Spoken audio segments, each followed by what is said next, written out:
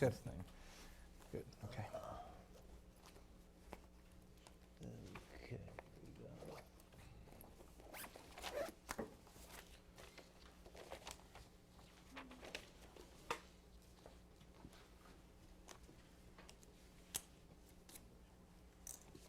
Michael, mine are all there and set to go, correct? What's that? My slides, did you get them? Yeah, they're all set. Thank you. Sorry, I didn't acknowledge. No, it's fine. All set. We'll wait another minute or so. Okay.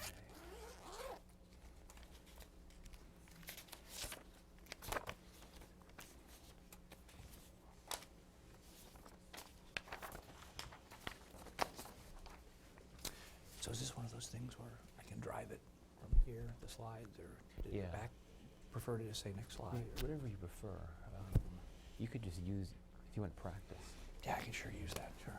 I think if it doesn't Like work. that's that. Okay. And this is maybe the. Is it advancing? Yeah. There we go. Great. Okay. Got it. All right.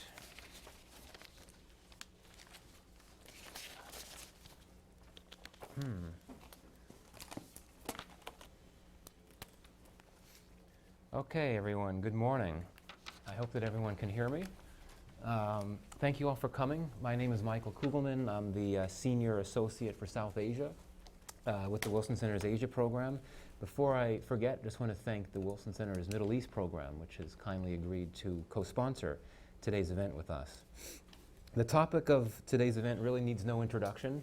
The Islamic State, or ISIS, or whatever you want to call it, has captivated Washington's attention in ways that few other global security threats have in recent years, and for very good reason. It's staged untold numbers of horrific attacks, killed so many innocents, including Americans. It has recruited many members from the West.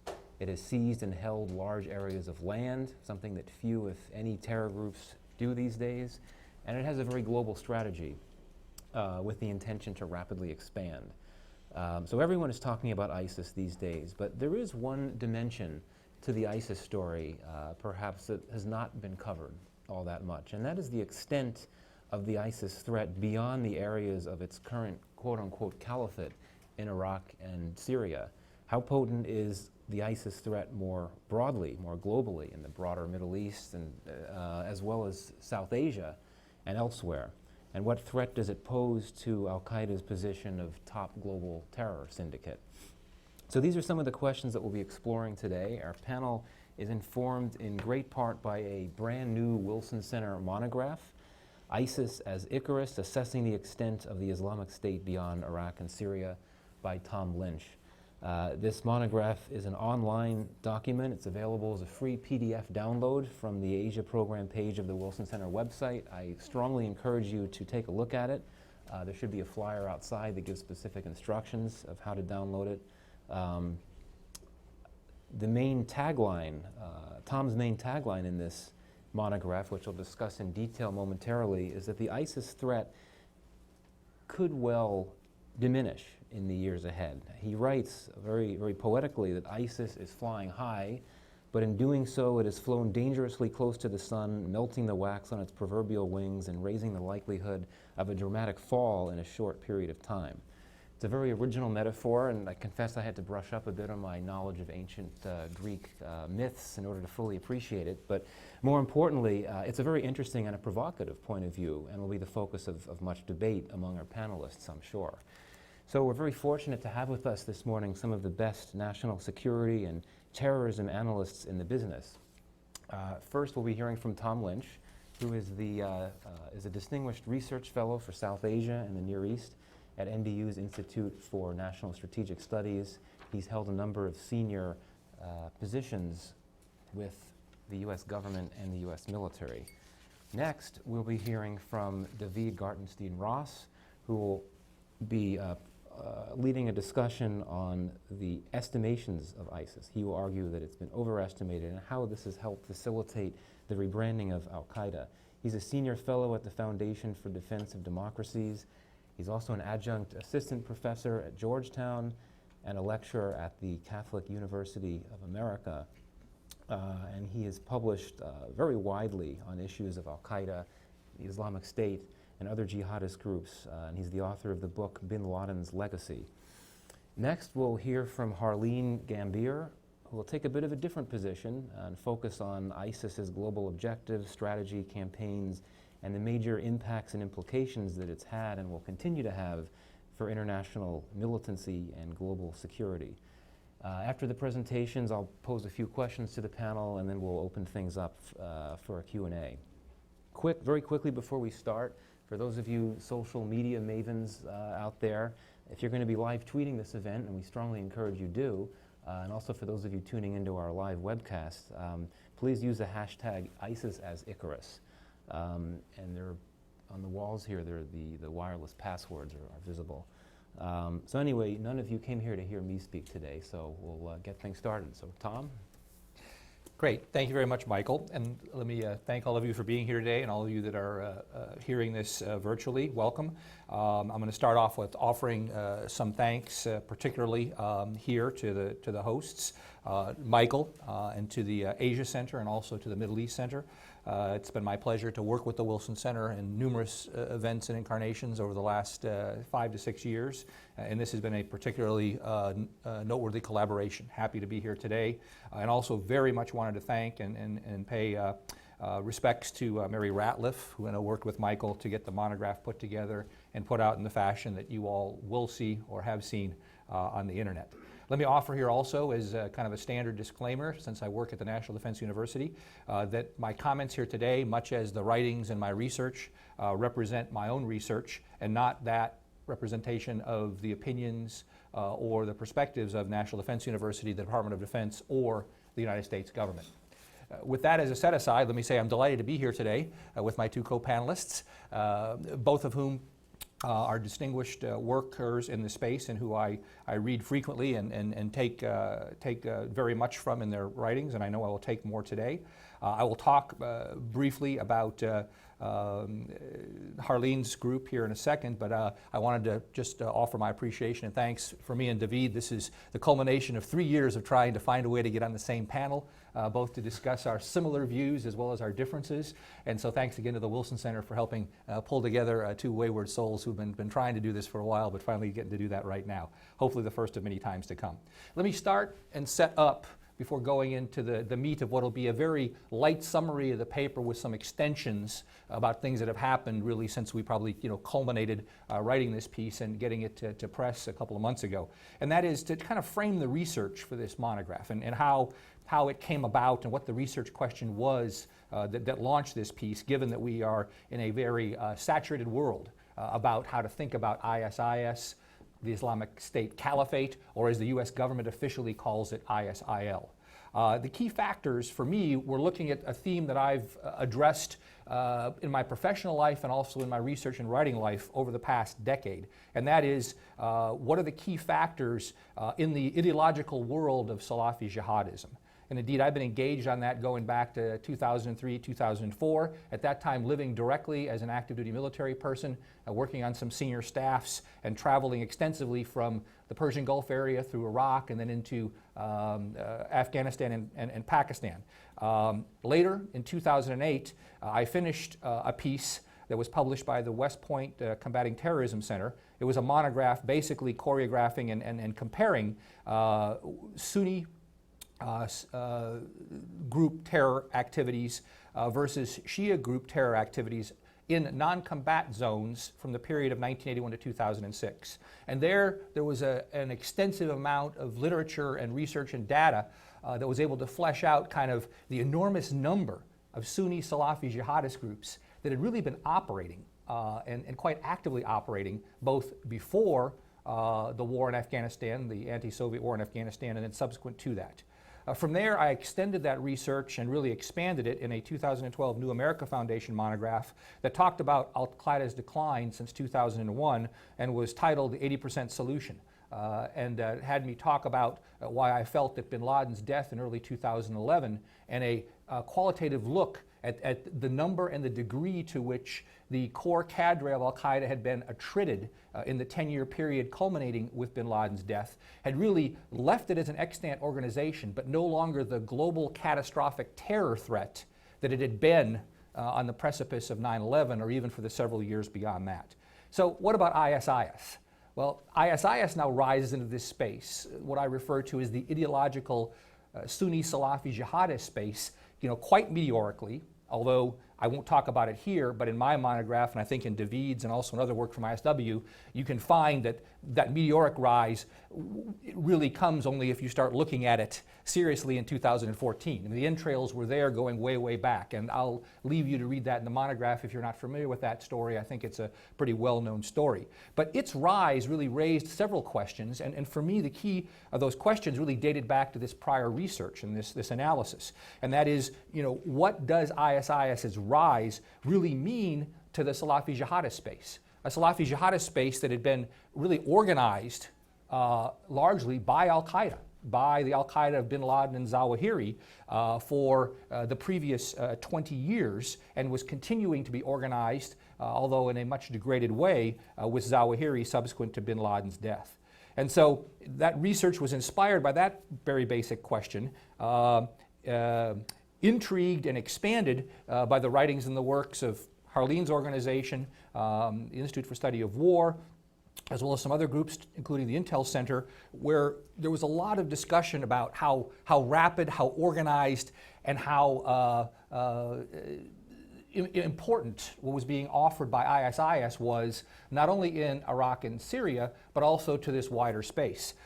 Part of me was like, wow, this may be it. This may be al-Qaeda's death knell. This may be them being pushed out of the imperial order of the Salafi jihadist space. And so that inspired the questions and led to the hypotheses. So the questions then were, what does ISIS represent in the wider Salafi jihadist space? What were the key differences, particularly in philosophy and tactics between ISIS and al-Qaeda? And what that involved with. And then what were the prospects for ISIS becoming this pernicious and durable long-term leader of the Salafi jihadist movement, something that it aspired to going back to its predecessor groups, AQI and ISI in Iraq. Now, the lines of this formal inquiry, though, took me to focus less, say, on the quantitative messaging and more on the qualitative affiliative outcomes. Again, looking at groups that have been in the dozens in the Salafi jihadist space for 30 years, individuals going and coming from different locations to fight jihad or do jihad in the context of this wider ideological framework. And so my research was to look beyond Syria and Iraq and ask the questions about, what is the method of appeal that ISIS is pursuing? Second, what is the resonance with the kinds of Salafi jihadist groups or individuals that would suggest, having looked historically as I've done in previous two monographs, how and whether these groups would be a long-term presence, and then to differentiate by the kinds of groups. All right, and a lot of that work was done, and I must do a shout out and acknowledge my primary research assistant and intern during this period, Graham Bukowski, by looking directly at the different regions of the world, and not just the claims by ISIS of who is affiliating, how they're affiliating, but also going in and reading the newspapers, or the translations for the places where either his Hindi or my broken Urdu and Arabic weren't able to help, to read those translations and ask, what are the other explanations for some of the claims that are coming out? And then doing the background research on to what degree are we actually seeing people flowing into ISIS and the enthusiasm from those regions. And so there in a nutshell is what you won't get in the monograph, is kind of the background, why the approach taken, and then why the outcomes that you'll see presented there and that I'll talk about here briefly as I go forward here today. So let's talk about those outcomes briefly, because I look forward to your questions as we drive into this. And I think that the main conclusions are the 5 that you see listed here. Why do I come out with the frame of reference, then the metaphor that the Islamic State is a lot like Icarus? Well, first, I think it is important, although I don't go into detail here in this speech, that ISIS's declaration was a major rupture in this global Salafi jihadist constellation. It was a direct challenge to al-Qaeda, and it continued on to the challenge that Abu Musab Zarqawi made in 2004 to 2006 before his death. Okay, so it is a serious challenge, and it is something that's a major disruption. In looking at this, my conclusion is also that when one looks at IS as the caliphate in its current physical space in Iraq and Syria, I mean, there is strong reason for concern. All right, the constellation there, as my co-panelists have written about and others of you in the audience have, that constellation is really a fusion, and a much more robust fusion than existed in the mid-2000s when I was going in and out of Iraq in military uniform, between Salafi jihadists with a worldview under Abu Bakr al-Baghdadi, as well as local tribes and former Ba'athist leaders who really are set on establishing a firm physical caliphate in that region. And that's a different, and I would argue, much more Gordian knot challenge than the wider challenge that I looked at in terms of the international caliphate. Now, what about the foundation of the caliphate? Well, here, one thing stood out as well. And it's a lesson that bin Laden learned in al-Qaeda about indiscriminate violence early in his time, and that other Salafi jihadi groups have learned, and that is that support of jihadist groups is fragile, and that indiscriminate brutality, repeated over and over and over again, may initially fascinate, but with critical Muslim audiences over time, it attenuates resonance, it attenuates capacity. And the monograph goes into this in some detail, but if it's not accompanied by this notion of absolute dominance and absolute expansion, it can become quite repulsive to the Muslims who know and are aware of fellow Muslims who are being killed by that indiscriminate brutality. And so that's a piece I just wanted to lay out as a major conclusion that I'm not going to go into a lot of detail on today.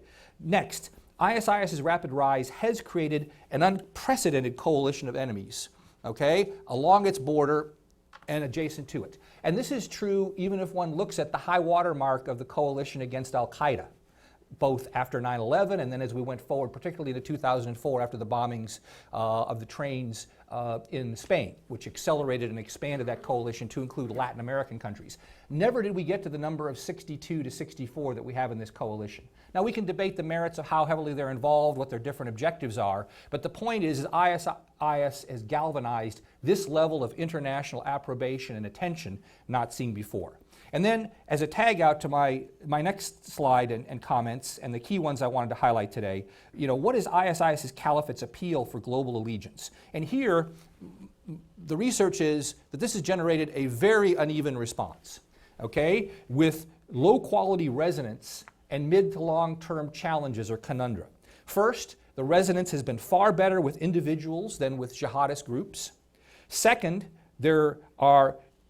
resonance is much better with new or very disaffected groups already within the jihadist constellation than with well-established ones or ones that really bring a lot to the table in the regions where they work.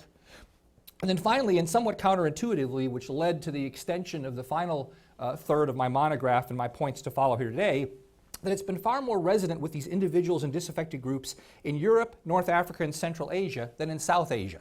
And that is somewhat counterintuitive, especially for someone like me who spent as much time as I have around South Asia and know the wellspring of radicalism and jihadism that's there that would seem to be ripe and to be tapped into by a very resonant Salafi jihadist leadership message. So, why then does this set up several areas, analytical areas, that suggest that IS caliphate is at serious risk of a hard fall, particularly in this wider dimensional space? Well, as I've already mentioned, there's major pushback that IS is having to deal with right now, somewhat unevenly, but certainly not yet decisively, with an anti-terrorism coalition of 62 members, which raised to 64 by my count as of the summer of 2015, and that's not counting the Iranians and it's not counting the Russians who are kind of loosely affiliated there.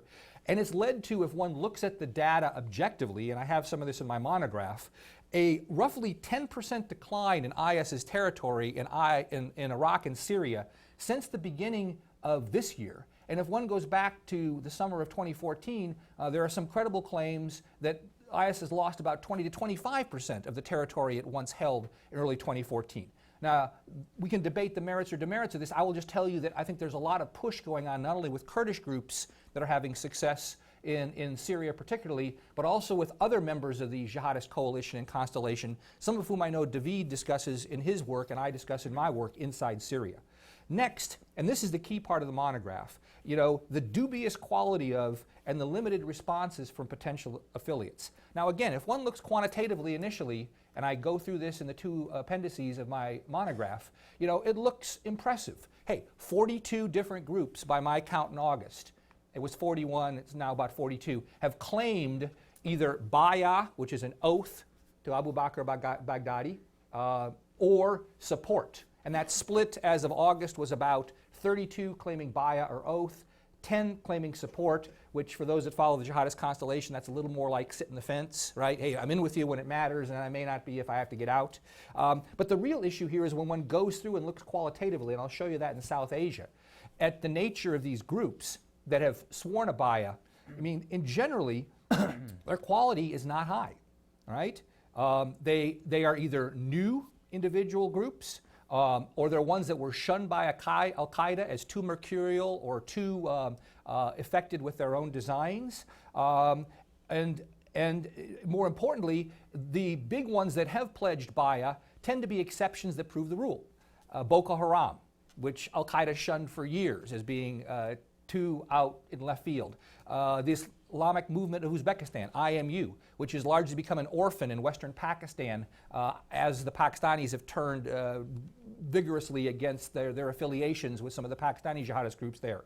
Or more recently, Gulbuddin Hekmatyar's group in Afghanistan and Pakistan, the HIG. Gulbuddin, who I refer to as being the mercurial Gulbuddin Hekmatyar, who those of you that know his history in the Afghan Civil War know that he fought on all sides, whenever it pleased him and whenever it made sense, to include with his sworn enemies on the Uzbek-Tajik side as well as the government forces. So, I mean, his affiliation and allegiance, you know, can be argued as far less impressive, you know, given his track record of being on all sides of any groups. And we can talk about that in more detail. But as a consequence, these responses, compared to who is still in the Al-Qaeda constellation, and I list that constellation not completely, but I think pretty robustly in my Appendix B, still leaves one with pretty great uncertainty that ISIS has cornered the market in these critical or aspirant areas.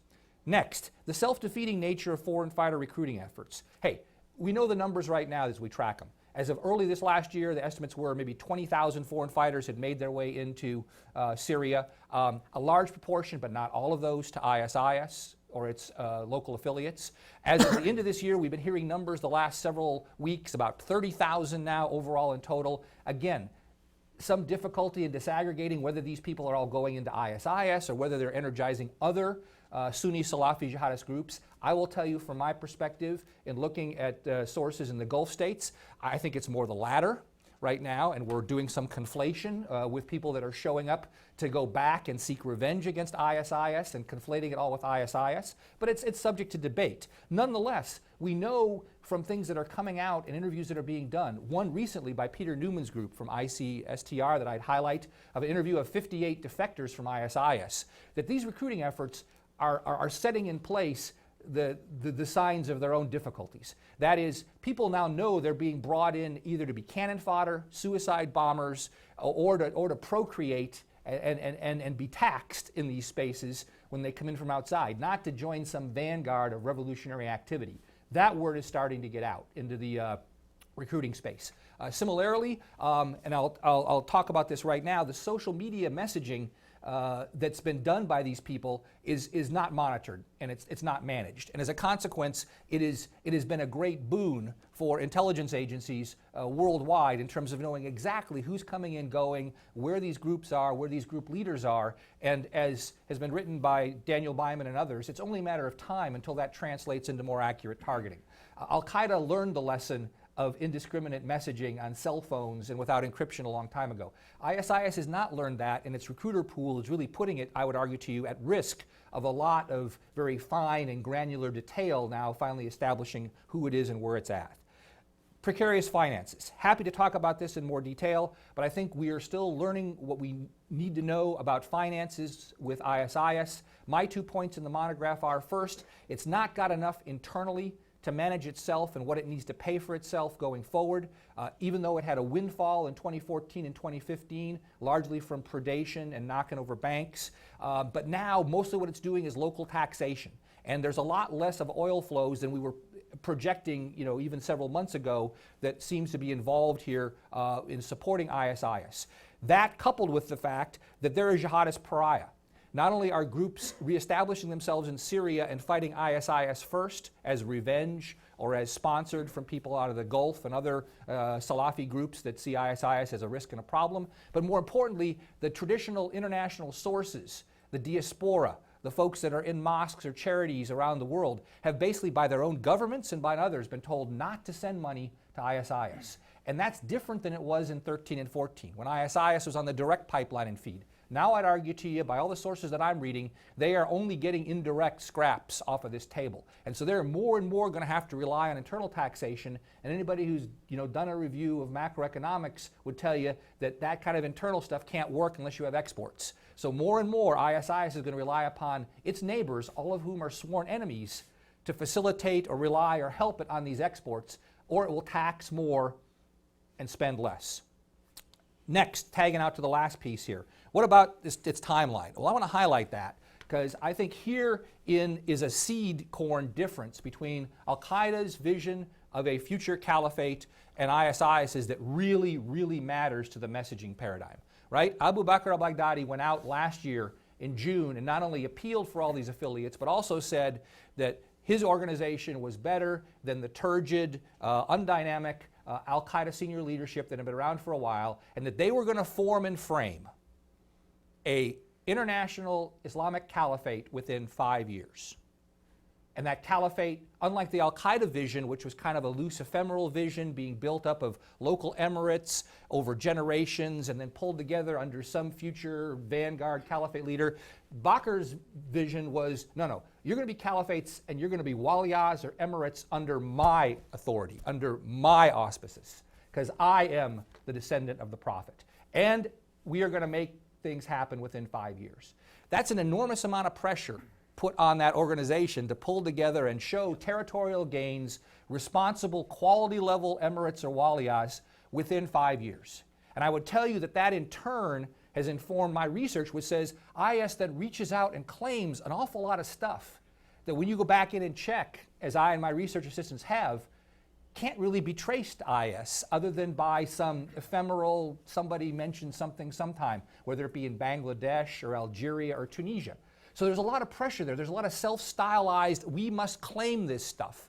And that's very different from Al-Qaeda. Al-Qaeda learned early on, no, run silent, run deep. Have your actions speak for you. Stay off of the big media blast and messaging. And my only point here in this is that difference both informs why I think we get a lot of media claims that aren't true, but as those untruths get exposed and one looks more deeply at the qualitative nature or the real physical nature of presence on the ground in these so-called IS affiliates, one finds less and less there that really justifies what's there. As that becomes apparent over time, it seems inevitable to me that the challenge to IS's vision and its messaging of inexorable gain will fall and will decline precipitously. So I've already highlighted about this briefly. This is an older map, and I wish, with all due respect to Peter Newman's group, ICSR, they would have continued this project. They haven't. The Sufan group has done a little bit. But bottom line is, this is from January 2015, showing foreign fighter flows to Syria. Everything that I've gotten from Peter and his people and others that monitor this say that the proportions have not changed that much. And the highlight of the proportions here is, hey, a lot of residents of foreign fighters out of North Africa, a lot of residents out of Europe, proportionally out of Central Asia, but very low proportion in South Asia. And that's where I come up to the last points I want to make here in my limited remaining time, which is why. And this gets back to all those factors I just mentioned and why South Asia is the exception that may well prove the rule about the self-limiting nature of ISIS's global appeal. And I make that point as I extract particularly from the annexes of the report the following. When one looks at ISIS allegiance or support groups in South Asia, there have been 6 groups that have as of this summer, proclaimed Baya or oath, all right, and then 1 Jundala, which is a much more established group, I would argue, that's sat the fence and pledged support, not yet an oath or a Baya. So we have 4 splinter groups in Afghanistan, one of which is the Mercurial Hekmatyar Hig that I talked about already.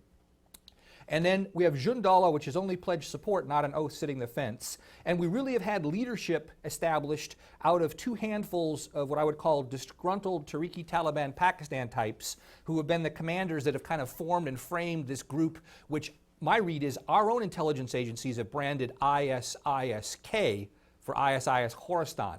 This is something that they only refer to in what I'm reading in local languages once every occasionally. And I might also add that the Afghan press and Afghan President Ghani have helped with the phraseology of ISIS-K, which is not something that they use on their own. But my point here to this is when one looks at what the there is in Afghanistan, one finds that these groups still operate and act as disgruntled, disaffected Pashtuns that don't have a place in the Afghan Taliban or the Tehrik-i-Taliban Taliban, but are fighting over the same issues and are really getting no material support from ISIS. And so while the labeling is there, it's not clear that the activity is there. And then compared to the other groups, and this is only a partial list, that still are resonant in this space, it's pretty seemingly clear that ISIS's penetration in South Asia is not only small, but it's incredibly small proportionally. And so why is that? Well, here's where I finished the monograph by offering, the following, what I call hypotheses that have been partially investigated, at least enough so I feel comfortable in throwing them out here, but more work could be done on. First and foremost, and I'll encourage you to go back to the monograph since I'm running short on time, is that Al-Qaeda senior leadership really remains committed to this region. We think that Zawahiri is still in this region, and we think that most of his supporters are in this region. And Zawahiri went out very hard and heavy in September of 2014 as kind of a counter move to announce this thing called Al-Qaeda of the Indian subcontinent. Now, that hasn't necessarily meant much in the country of India or in other places, but I would argue to you that it has meant a lot to jihadis in the region who already have spaces where they operate and saying, hey, we get you, these ISIS guys don't get you, stay with us. And so what has that meant? That's meant that, second, South Asia is already replete with a lot of groups and outfit for those wishing to do jihad, most, if not all of which, have had some recurring historical affiliation with Al-Qaeda. And some of these groups are tolerated by certain regional states, and you can fill in the blanks on which one. Some are ineffectively countered by other states. And as a consequence, these guys are not necessarily available to be aspirant jihadists in other parts of the world. Third, I think there's a unique position of Indian Muslims where there's a relatively robust and inclusive social, political, and economic framework that means that very few Muslim youth there are swayed by this IS call. And indeed, only maybe 24 have shown up inside Iraq or Syria as individual jihadists. And in those cases, we found that they were mainly working on internet or website stuff in Mosul. But second, India has had a big problem with what I call, echo internet ISIS jihadists, and that they have had people that have gone to their basement as young Muslims and gotten the thrill of vicariously tweeting and retweeting and YouTubing and sending out these horrific videos and encouraging other people to join the Islamic State. So that's a challenge for India, but it's not the same as groups rising or establishing themselves to conduct violent jihad in India. And then finally, I list as relevant, certainly not insignificant, information out of the Gulf states, which, by the way, feature somewhere around 4 million Indians and 3 million other South Asians as tenant migrant workers in the country, all of whom pay remittances back into South Asia. That those Gulf states, especially Saudi Arabia, Qatar, and Kuwait, when they turned on ISIS about a year to year and a half ago, have made it clear to the immigrant migration officials in these countries that I track, Pakistan, India, and Afghanistan, that they will blacklist migrant workers who have family members who are reported to have either joined ISIS in Iraq and Syria or who may have, by relational involvement, gone there. Now that's a big deal because a lot of places in Pakistan and pockets of Muslims in India, they rely on this money.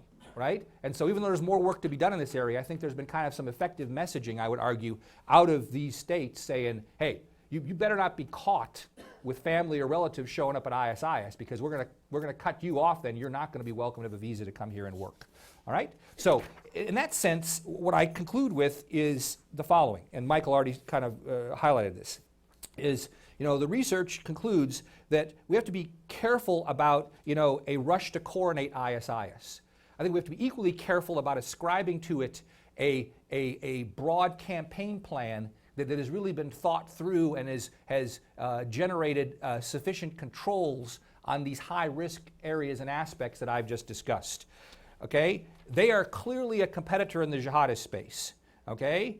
But they remain a competitor that lacks a lot of the tactical acumen of Al-Qaeda, and I would argue also at this point still remains a terrorist actor that lacks the strict credibility of becoming a global catastrophic terrorist actor like Al-Qaeda had become under bin Laden and Zawahiri. Indeed, if you watch carefully the narrative here in this country, you'll see that as we have approached ISIS, our heads of the NCTC, our heads of the National Intelligence Center have all been careful to do what Director of NCTC Nick Rasmussen did in testimony last week, October 8th, where he said that, quote, the tremendous efforts being made to counter ISIL are absolutely warranted, but I want to stress that, quote, we still view Al-Qaeda and the various Al-Qaeda affiliates and their nodes as being our principal counterterrorism priority. We would not tier our priorities in such a way to downgrade Al-Qaeda in favor of a greater focus on ISIL. When we look at the set of threats we're facing as a nation, Al-Qaeda threats still figure prominently, read catastrophic terrorism risk from Al-Qaeda, the Arabian Peninsula, or the Khorasan group affiliate in Syria, still feature more prominently in that analysis, unquote. And so with that, and with these limited risks, I think it's important that in the terms of the global jihadi constellation that we consider the vulnerabilities of ISIS and add those to the lot of press reporting about how violent and voluble they are. I think one is important to consider that ISIS, like Icarus, is flying high right now, okay? But a lot of the points that I've just made are points of the wax that keep the feathers on the wings, and those are near the sun, and they're melting and they're being put under more duress.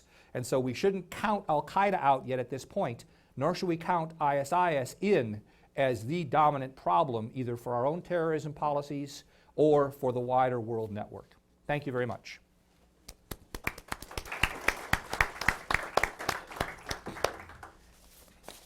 Well, thank you, Tom. The monograph was very well reasoned, very well argued, very well written, and I think that it shows in this presentation, highlighting its major findings, really an eye-opener. Let's go to you now, David. All right, thank you, Michael, and my thanks to Tom and to the Wilson Center for sponsoring this panel. I think that Tom's presentation and monograph make a tremendous contribution, one that's very much against the grain of where public sphere analysis currently stands, but I think one that will be seen as quite prescient in retrospect. I think he does a very good job of articulating the weaknesses in ISIS that we tend to overlook. And as Tom mentioned, there's all this language that people refer to the group by different names, IS, ISIL. I use ISIS just because I like the aesthetics of referring to it by the same name as an Egyptian goddess that's part of a polytheistic belief system. So that's what I'm going to go with, ISIS. But what I'm going to do in these remarks is talk about Al-Qaeda and some of the broader strategic picture. I think Tom did a very good job of saying we shouldn't count Al-Qaeda out. We shouldn't coordinate ISIS right now, and that's precisely right. If you look at a lot of current discussion, it's been very eager to do so, and ISIS has been fostering that. They have a very clear strategy of communication. It's a strategy that's built around constantly demonstrating its own momentum. Sometimes the momentum is real, sometimes the momentum is not real, sometimes it's fabricated. And they're very good at getting us, people in the West who analyze these issues, to repeat their fabrications. So if you look at things that they do, which Tom rightly says are a risky strategy, like tweeting out their beheadings, their immolations. I mean, there was a point last summer where I couldn't hop on Twitter without seeing some idiot taking a selfie with a severed head and smiling. They've toned down on that a little bit. But this brutality, while risky, it's meant to show momentum. It's a show of strength.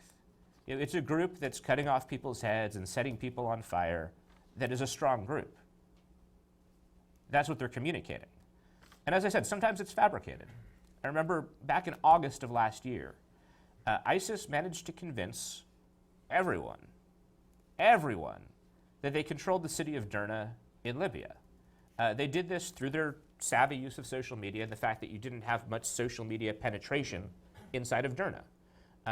They showed video and photos of an ISIS convoy that was going through a main thoroughfare in Derna. They showed an ISIS flag on a government building in Derna.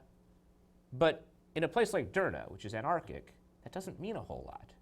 And so BBC said that ISIS controlled Derna, and CNN reported it. It was widely reported. And I remember at the time just saying, look, this isn't true. This isn't happening. And eventually, they ended up assassinating a man named Salim Derby, who's associated with the Derna Mujahideen Shura Council. The Derna Mujahideen Shura Council, after that, went to war with ISIS in Derna, and within days they had kicked them out of the city without calling in any reinforcements.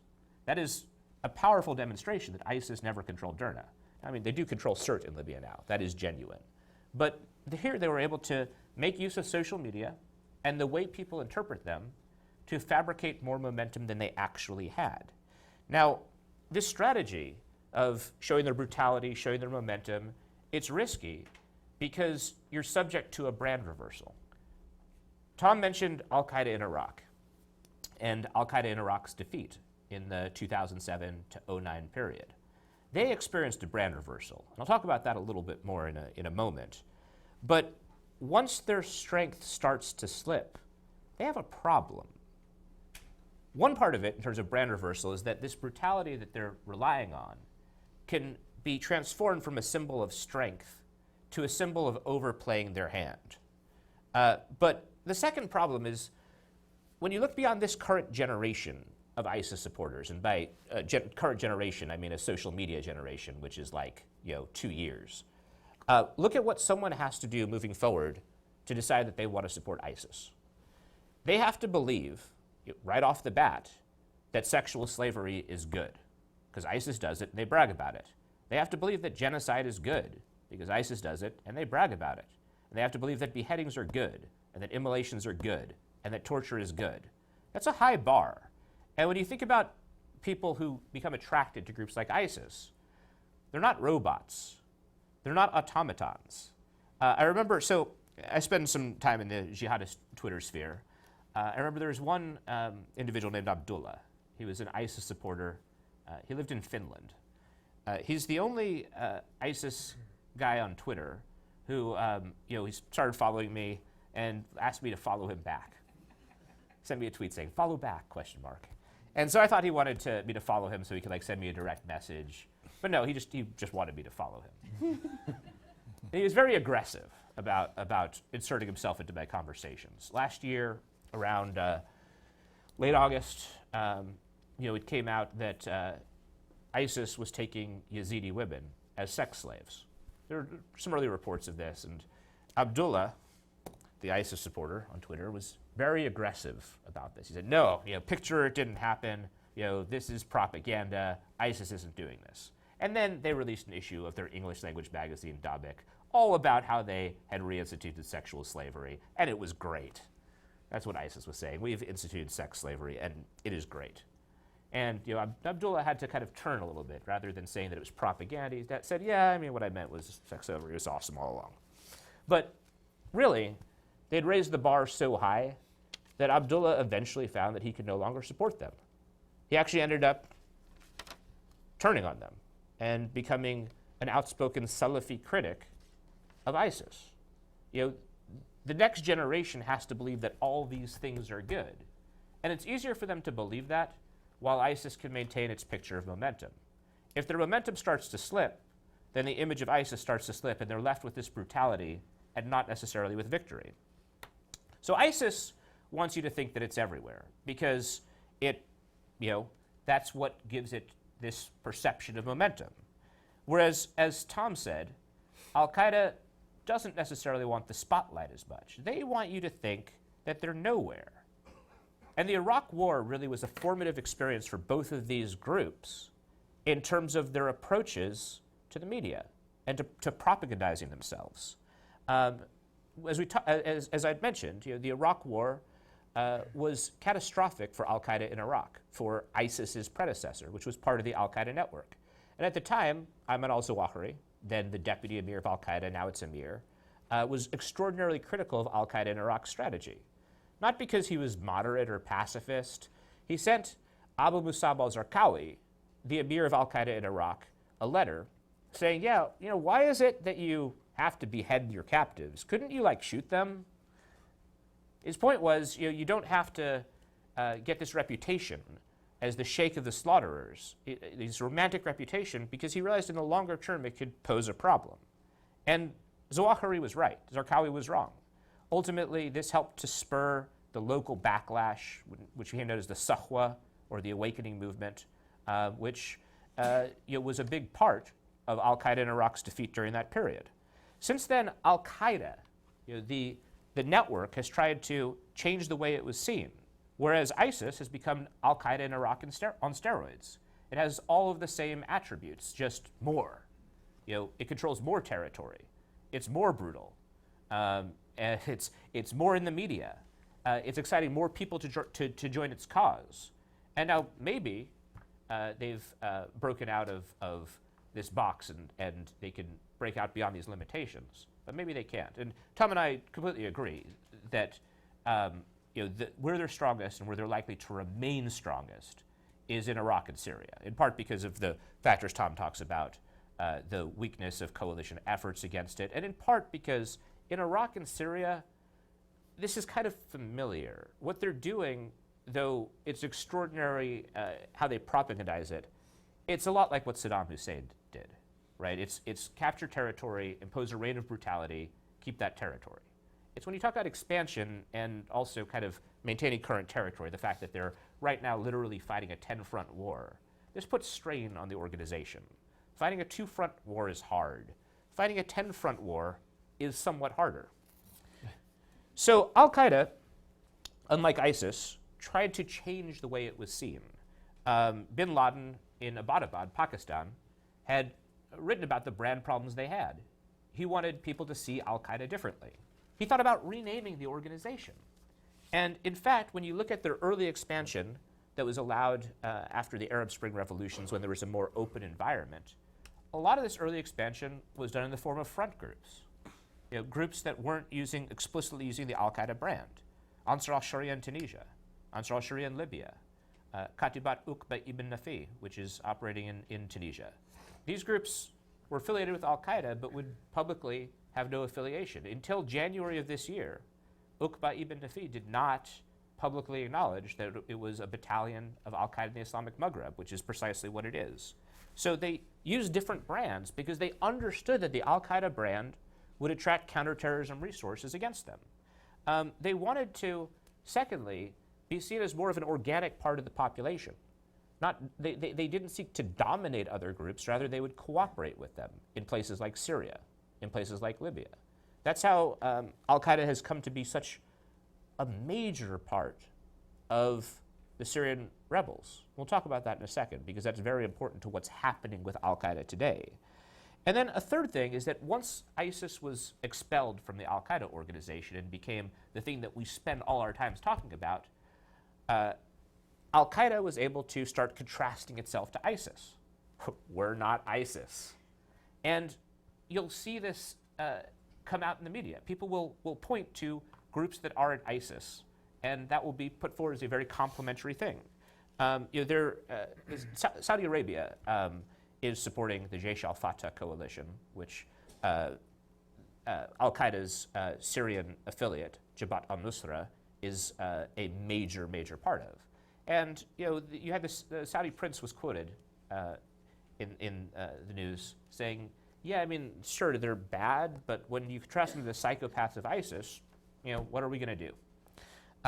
Sometimes, in fact, Al-Qaeda members will emphasize their own organization's weakness and say that ISIS is collapsing their organization. Abu Qatada gave a long interview with The Guardian in which he made this point, that ISIS had destroyed Al-Qaeda. Why? Why would he say that? Well, because if you look at the Al-Qaeda organization, it's actually fairly secure in its position. it controls more territory than it has since ever. Like in Syria, in Yemen, it controls territory. It operates more freely than it has at any time since 9/11. And there are two reasons for this.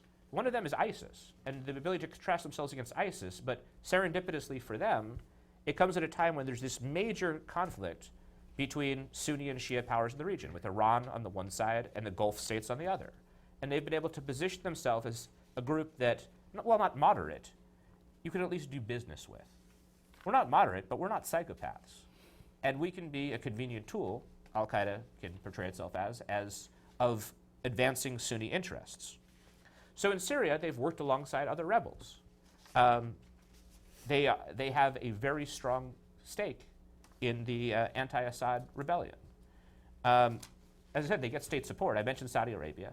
Qatar and Turkey are both openly as well giving support to the Jaish al-Fatah coalition. This is reported in every major media outlet. And then, what's the U.S. doing? I'm glad everyone here is seated because this will shock you. Our Syria policy isn't very good. So the most remarkable article I've seen about our Syria policy, written by Ken Delanian, and I'm not criticizing the article. I think Ken Delanian is a great reporter. I'm criticizing the officials who are quoted in it. These officials were very angry about Russia bombing Syrian rebels who were supported by the CIA. And the story provided this narrative that our CIA-backed rebels were making a lot of advances.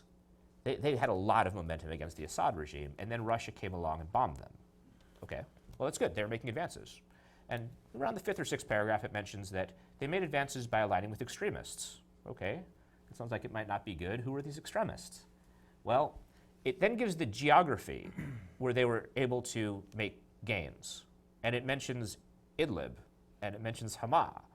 And if you understand what this official was saying, he was saying that rebels that we backed were helping Al-Qaeda to gain ground in Syria, and this was a great thing. This would literally, all of this would have been unthinkable 4 years ago. How did we get to the point where we think it's good that we're backing rebels who are helping Al-Qaeda gain ground? Look, this is not conspiracy theory. And this is, sadly, not even hyperbole. This is our policy. And our officials are talking to the media and saying that it's good. Now, I could talk about the reasons why they think that these rebels, by helping Al-Qaeda, will eventually gain so much momentum that they'll break from Al-Qaeda. We could debate the policy, but this is what's happening right now. And it would have been unthinkable prior to ISIS shifting the way that we view the region and becoming such a strategic priority that we lose sight of everything else that's going on. These policies are crazy, right? I was in Columbus, Georgia on Monday, and there was this an Eastern European man in the audience. I mentioned he's Eastern European because he grew up under communism. And usually when people grow up under a dictatorial regime, they'll be more inclined to see conspiracy because he grew up in the context of conspiracy. And he kept saying, explain to me what's going on. Why is this happening? I kind of like the fact that conspiracy theories about the U.S. still exist because they at least suggest that we know what we're doing.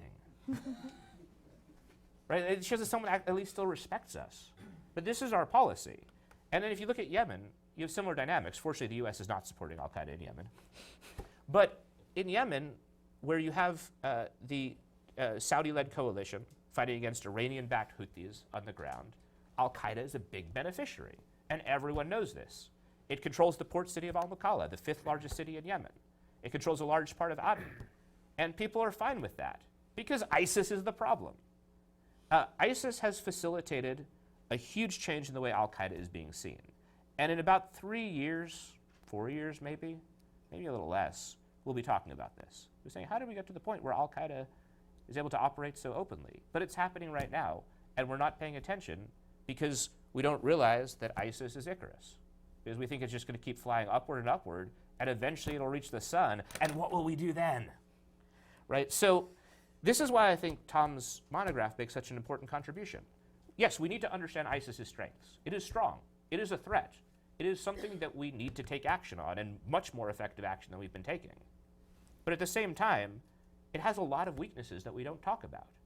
And when we focus in only on its strengths and take al-Qaeda's downplaying of its own strengths at face value, that's a really dangerous situation to be in. And you end up doing stuff like precisely what we're doing right now.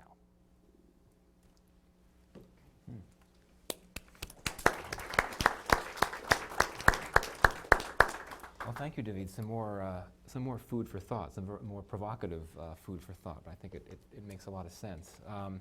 But before we start a discussion among ourselves and the audience, wanted to go to our third speaker, Harleen. And I apologize, I realize I didn't properly introduce you before. Harleen, as most of you know, is a counterterrorism analyst at the Institute for the Study of War. And she's a very prolific and well-regarded analyst and authority on ISIS. And she's published a number of materials on the group, and it's illustrated in the bio. So, Harleen? Great. I'll look at slide. Yeah. Well, in the meantime, as these come up, I'll just start off by saying a very, very heartfelt thank you to the Wilson Center and to the fellow panelists. I'm very happy to be here discussing this issue in particular because it's one that I think has not gotten as much coverage either academically or in the media that is as carefully thought and well-reasoned as both Tom and David have put into it. So thank you for that. Before I begin, I'll just say a few words briefly about the Institute for the Study of War, where I work. We're a nonprofit, nonpartisan organization that really models ourselves as an open source intelligence shop. So we study the Middle East primarily, but also North Africa, and we have a burgeoning Russia program. And as the lead of the ISIS team at ISW, we study many sources of information. We consume as much as we possibly can of what ISIS itself puts out, which, as noted, is quite a lot daily. But we're also tracking in a big way local media and news reports in a manner that it's meant to actually filter out and to try to assess the reality behind what ISIS is claiming, because it is a group that has invested so deeply in its propaganda campaign, and because we believe in the importance of assessing ground truth. So I'll start off, it looks like the colors have sort of been a bit wonked up, but to explain briefly what we understand as the current global strategy of ISIS. And this is an organization, as has been noted, that started off as focused on Iraq as an al-Qaeda affiliate, but really, at the very least since last year, when ISIS's leader Abu Bakr al-Baghdadi declared ISIS's caliphate, has had a global vision and has been pursuing that intent. ISIS sees itself not as, I would argue, having a caliphate vision that it wants to attain within 5 years. ISIS claims that the caliphate is manifest on earth now.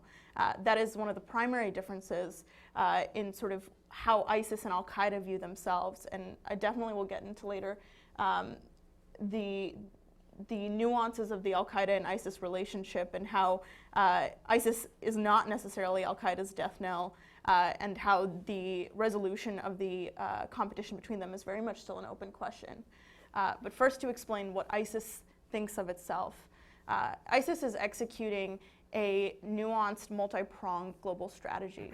So it has its caliphate within Iraq and Syria, which we've talked about in depth. It controls terrain there. It's trying to defend and to expand.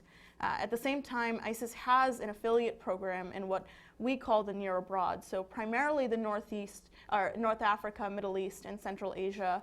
I think South Asia, as has been noted, is very much a nascent effort, and ISIS hasn't made great inroads there. The focus, for reasons that I'll explain, has actually been on the Northeast and the Middle East and North Africa. And then at the same time, ISIS is executing a terror campaign focused on the wider world.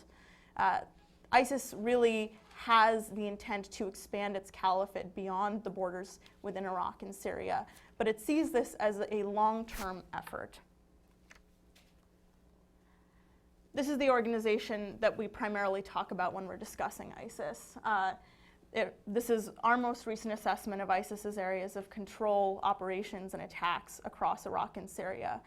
ISIS has set a new model for how to control territory and how to exert control over populations within this area.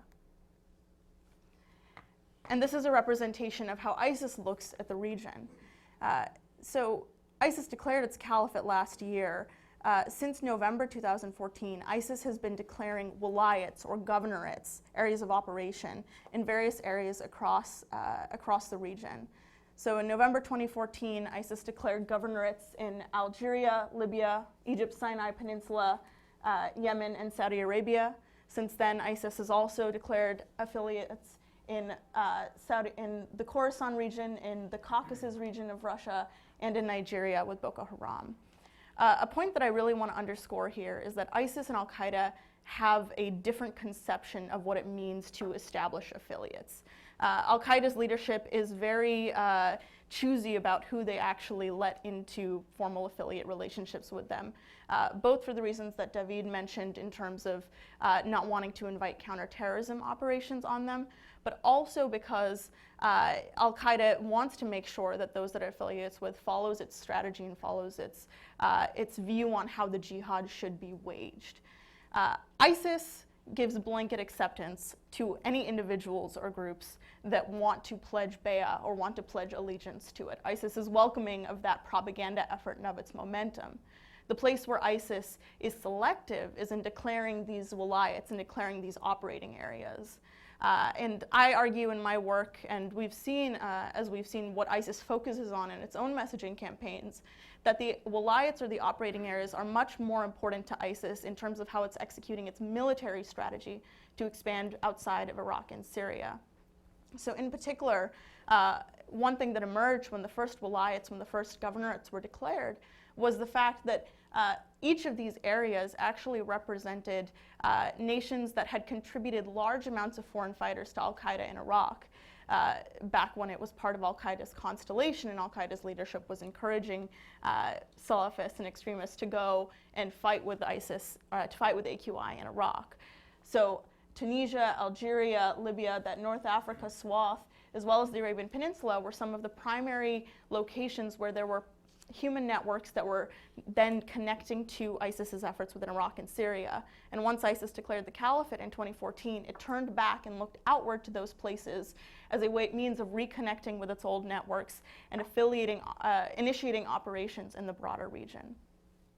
So what I want to sort of walk through as a countervailing perspective on ISIS's weakness or ISIS's nascency within South Asia is to talk about some of the places where ISIS actually has affiliated with meaningful groups, where it is controlling terrain, administrating terrorist training camps, where it's exerting social control, and really acting in ways that are similar to what we've seen from ISIS within Iraq and Syria. In particular, I'll talk mainly about Libya, Egypt, and Afghanistan, but to say more generally about why ISIS is initiating these expansion programs that are in their early stages, ISIS really sees itself as setting up these affiliates for a few reasons. One, to give itself strategic resiliency outside of Iraq and Syria.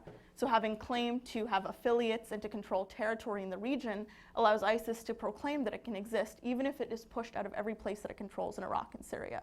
That's not very likely to happen.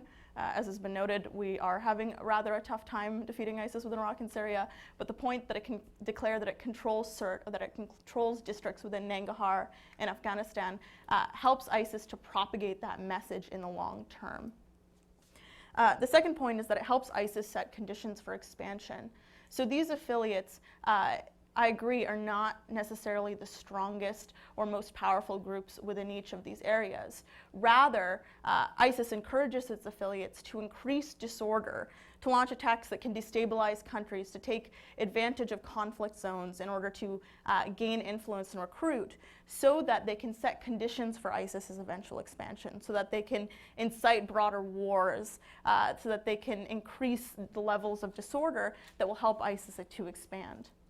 And then, of course, having a regional presence also helps ISIS to claim that it is actively engaging in the fight against Al-Qaeda, that it is putting a pin in every place where Al-Qaeda also has an affiliate.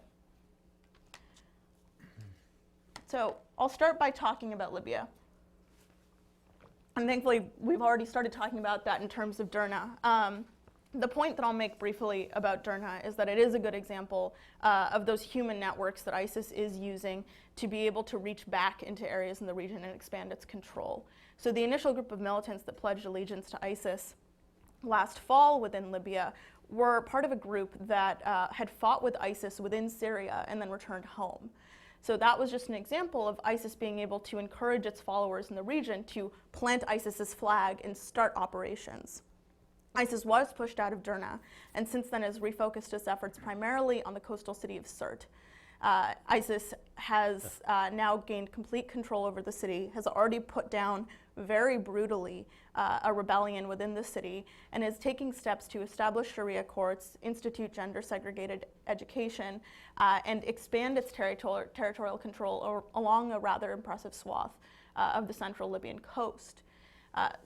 The primary point that I'll make, and this actually is a picture of Sirte from a month ago, is that within the broader conflict of Libya, ISIS is able to actually fly under the radar. ISIS's affiliates in the area are doing what they're doing without any credible force to actually try to take them on. Both of the rival governments within Libya are focused on their own campaigns, and ISIS has set an example, is really actually repeating the model that it's used within Syria of trying to gain influence and control territory in a conflict zone.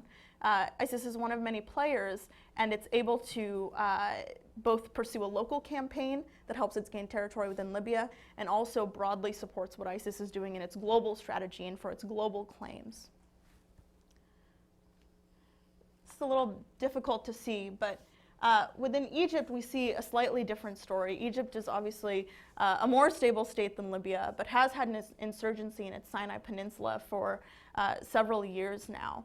And ISIS established its governorate last fall in Egypt's Sinai Peninsula through an affiliation with Ansar Bayt al-Maqdis, which was the most powerful, is the most powerful insurgent group within the Sinai, and already was operating at a relatively high level of capability last fall. What we've seen since Wilayat Sinai, since Ansar Bayt al-Maqdis pledged allegiance to ISIS, is that the group has actually increased the intensity and the tempo and the capability of its operations within the Sinai. In particular, what you see here is a graphic representing an offensive that Wilayat Sinai launched on July 1st of this year, a complex, coordinated ground offensive hitting at least 15 locations across the Sinai Peninsula, that enabled Wilayat Sinai's militants to gain control over the city of Sheikh Zayed, which is in the middle, for more than 12 hours. The only reason they were pushed out was because the Egyptian government started to bomb the city itself. That is just an indication of the degree of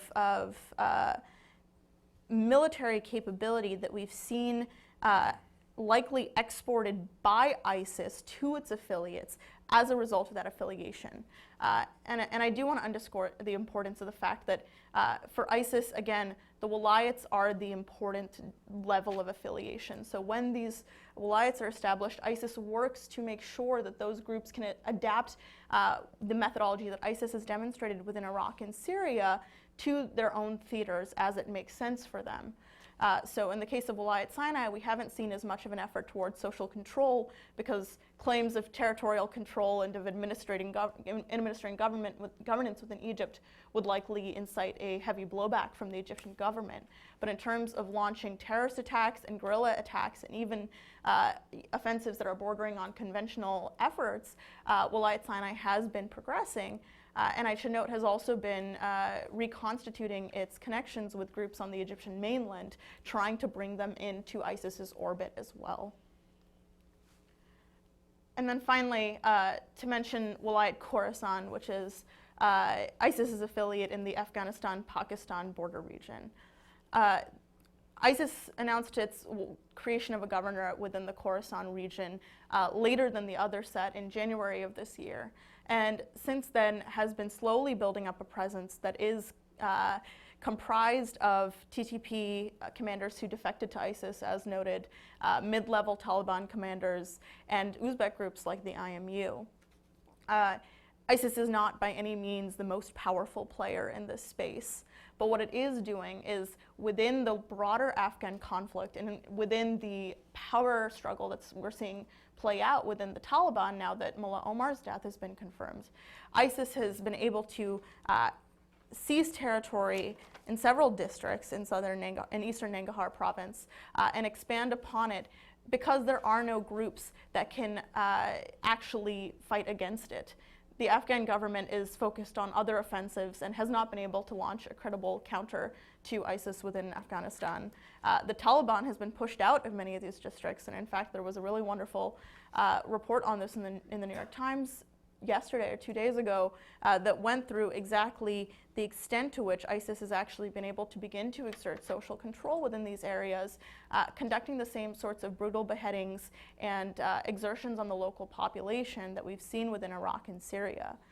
So it's not so much a matter of sending fighters out from Iraq and Syria or affiliating with every group that possibly can be there.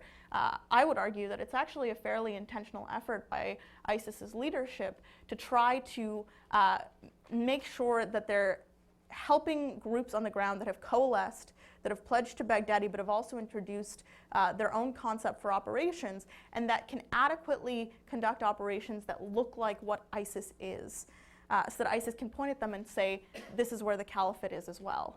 And they're just flags, they're pockets, they're small pockets. But for ISIS, it's the territorial control and the presence that matters. So in the long term, they are setting themselves up to grow and to push outwards and then eventually connect back to the caliphate within Iraq and Syria. We've had a bit of discussion about the coalitions that have aligned themselves against ISIS, and they are fighting at least a 10-front war within Iraq and Syria. There are obviously more than 60 countries within the US-led coalition. There's the Russian-led coalition that's emerging now, and there are other efforts by various groups that have tried to counter ISIS's messaging. So ISIS is facing enemies on all fronts, and they love it. ISIS is actually quite proud of the fact that the international community is allied against it and focuses on it highly. This is a picture from ISIS's last edition of its English language magazine, Dabik, which focused heavily on comparing the current coalitions that are allied against ISIS to a historic battle in which Muslims and Muhammad actually won out by conducting trench warfare, by waiting until their enemies had gotten so exhausted and so tired because they couldn't actually hit the true believers, and then they had to end up surrendering in the end. That's the model that ISIS really sees this as. And if you look at what the actual net sum of the military effects against ISIS have been, not the number of people in the coalition, but what they've actually been able to do to ISIS, how much they've actually been able to retake territory from ISIS or stop its radicalization campaign abroad, I would argue that ISIS's leadership probably thinks that they're in a pretty good place.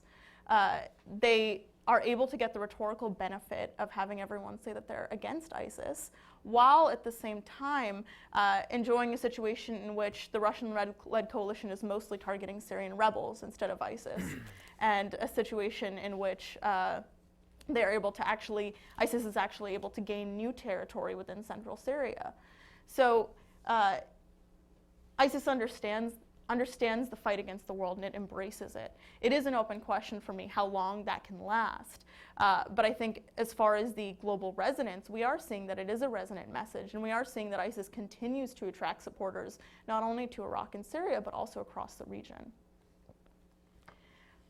And I will touch briefly on the generational warfare point. As I mentioned, ISIS believes that it has manifested the caliphate now. Al-Qaeda sees itself as in one part of a very long process to establish the caliphate. But both groups have generational visions. For Al-Qaeda, it's about transforming entire societies so that they accept Al-Qaeda's message. For ISIS, it is about brutality and extermination of any within its areas of control that don't agree with its message. But it's also about cultivating a new generation that will only know life under ISIS. And there's a lot of sensationalist reporting about the cubs of the caliphate and about ISIS's recruitment of women. And I think the perspective that I want to give on that is not only that it's horrific, but also that it gives us a sense of ISIS's intent to actually form societies that are fully bought into its message. And we've seen this outreach to children not only play out in Iraq and Syria, but also in the Sinai and also in Libya. And I think it's very likely that we'll see it expand across the region, that ISIS is trying to say that its international caliphate is one that can survive. And I'll just one last point, and I alluded to this before. ISIS and Al-Qaeda are in a competition, but their competition is not zero-sum. They're both working to radicalize populations and to gain support. And though they're operating in many of the same areas, for the most part, they're fighting slightly parallel fights. So within Yemen, obviously, Al-Qaeda is working, it has terrain, it is fighting the war. ISIS entered that war in a way that helped to exacerbate the conflict. When it launched 2 major suicide bombings in Sana'a and Sada in Yemen this past March, it accelerated that conflict, encouraged the US to withdraw its troops, helped the Houthis to gain more terrain, and overall created an environment in which both Al-Qaeda and ISIS were able to make gains. And that, I think, is the real danger here. We shouldn't by any means say that Al-Qaeda is less of a threat. I don't think that's true. I think that Al-Qaeda has a longer-term vision, and it is very much enjoying the benefits of having the international community focus its attention upon ISIS. I think what we should be worried about is that as the two groups are competing with each other for recruits and for influence, they're actually creating a net increase in the terrorist problem that we're seeing. And so we can talk about how tenable ISIS is and how long its efforts for global influence and territorial control will last. But at the end of the day, ISIS has provided a new model for jihadism and a new model for extremism that will outlast even ISIS as an organization. This digital campaign, the propaganda campaign, is something that I think will certainly be taken up. And we've seen Al-Qaeda actually change its focus and talk a little bit about how important media campaigns are.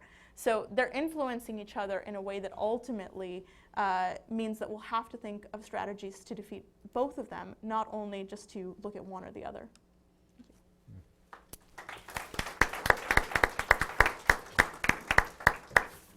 Well, thank you, Harleen. Really 3 excellent presentations that I think really complemented each other very well. I imagine this has prompted a lot of thoughts and questions on your part. Before we get to you, I just wanted to pose a few questions to our panelists. And in doing so, I would invite each of you to respond or comment on each other's presentations if you'd like. First question I'll put to you, Tom. Can you put any type of time frame, even an estimated time frame, to your narrative about ISIS? I mean, is there any way of even venturing some sort of educated guess as to when ISIS, if it is Icarus, hits the sun? How long before it can take its fall? Can you provide any sort of time estimate? I think that could be useful. Yeah, great, Mike. Thank you very much for that. And thanks for the presentations. I really enjoyed both of them and took a lot of useful notes. So on this issue of timing, I think, as I mentioned in the monograph, this is a process that still has a ways to go. I think I agree with the other panelists, it's in no way clear yet at this point. But I do think I put a lot more emphasis on what I've read, what I've gotten as far as translations and interpretations of what Abu Bakr al-Baghdadi has claimed for a desired timeline. And here I disagree with Harleen a bit. I think it is correct to say that the IS caliphate believes itself established in Iraq and Syria, but it also believes that when it declares these walayats, it's building within a 5-year time frame this wider constellation where it will have to have shown territorial gains. And I highlight this 3 times in the monograph. They are about not virtual gains, not virtual involvement. They are about physical space. And I think Harleen's presentation and her writings allude to that. So I want to strongly credit her with that. So I think that the outer rim of the high soaring flight path is 5 years. But I also go back to a couple of points made, I think, compellingly in Western Journal article last March, and I'm trying to remember for sure, it was the journal article about IS and about IS supporters, and I'm forgetting the title right now, and I apologize, it'll come back to me later. Not in the Atlantic, but it was in the New Yorker piece, and many of you may be aware of it. Their concentrated interviews of the most significant supporters of the jihadist element in ISIS were very impatient with Baghdadi in 2014. There's strong evidence Baghdadi did not want to declare the IS caliphate in 2014. But his most zealous supporters insisted that that declaration had to occur because the physical nature of the space was what mattered, and if not, he was no more than a weak variant of al-Qaeda. That in turn spurred the declaration, and here maybe Harleen and I agree, but maybe we disagree, of this 5-year timeline to these physical spaces. And so for me, the outer rim of this is 5 years. If there's not sufficient pressure put on Iraq and Syria to really discomfort them, displace them, and disrupt them. But I think it could easily start the fall within another couple of years. As people look out and say, well, what's the real meat on the bones of the physical space that's being claimed in Libya? There, I agree with Harleen. There's a there in Libya that's not being addressed, okay? And you'll see that in my writing. In Egypt, I'm not so sure. I think that's a lot of very good hyperbole. I think the fact that the Egyptian military is back in control make me be able to go back and see very similar patterns that have failed by the very same groups that are now claiming themselves to be Egyptian parts of ISIS in the mid-2000s when they were affiliated with al-Qaeda, and back in the 1990s when they were under leadership of groups known as EIJ or EIG, and the Egyptian military's had an answer for those guys every time, and I think they probably have it again. And then I'll talk about Afghanistan, because there I'm really comfortable in saying that I think what's happening in Afghanistan is, as U.S. General John Campbell, the head of U.S. forces in Afghanistan, has testified twice to Congress, once in March 2015, once just this month, that what you basically have happening in these places is a rebranding of the same Pashtun, Taliban, disaffected groups, maybe acting or mimicking what they see on the websites for ISIS, but without real traction, without real benefit, and without any kind of material support or relationship. Unlike Libya or Egypt, my read of the record is there is no cross-pollination or backflow of any supporters or fighters into Afghanistan. At the very most, you may have some Uzbeks that are appearing on the battlefield in northern Afghanistan. But they're not present where these major, quote, fights are going on, unquote. And there, al-Qaeda-affiliated groups are present, whether they be Tariqi Taliban types or Afghan Taliban types, and they're fighting. And I would argue to Harleen, they're winning. Okay? The al-Qaeda affiliates are winning physically on the ground. They've destroyed a declared affiliate in Farah province, these places where we've seen these snapshots of success in Nangarhar. I mean, go back 20 years. These have been fought over by the same groups that are now calling themselves ISIS for 20 years. And they've succeeded and failed, succeeded and failed, succeeded and failed.